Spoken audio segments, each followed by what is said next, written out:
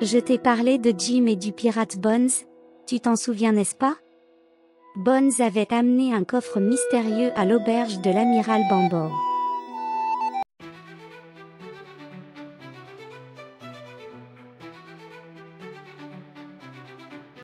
Jim et sa mère géraient le labeur de l'auberge.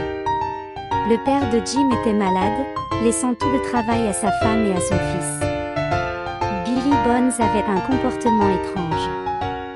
Il chantait souvent des chansons de pirates ou errait avec sa longue vue sur les bords de la falaise, observant le large.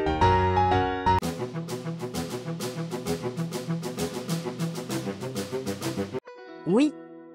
Ce Bones était un sacré gaillard, mystérieux et un peu timbré.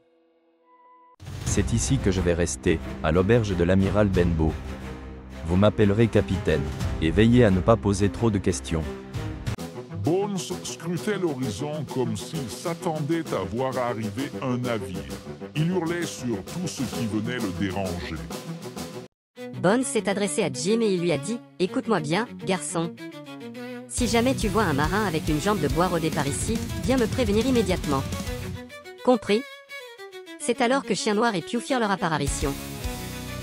Chien Noir était un pirate sinistre, reconnaissable à son teint pâle et à ses deux doigts manquant sur une main. Il était un ancien membre de l'équipage du capitaine Flint. Il avait eu une altercation avec Billy Bones. Pew était un pirate aveugle et ancien membre de l'équipage de Flint. Il venait à l'auberge pour remettre à Billy Bones la tâche. Noir, un ultimatum pirate signifiant la mort ou la reddition. Pew est arrivé à l'auberge, il a donné la tache noire à Bones. Pew était aveugle. Il est entré dans l'auberge en tâtonnant avec son bâton. Il a demandé à Jim de le conduire jusqu'au pirate. Quand Pew lui a tendu le morceau de papier, le pirate s'est mis à trembler en l'ouvrant et découvrit un cercle noir dessiné au centre. Puis il s'est effondré de sa chaise et il est mort d'une crise cardiaque.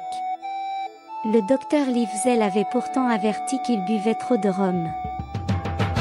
Ce fut la fin du terrible Bones, mais le début de l'aventure de Jim.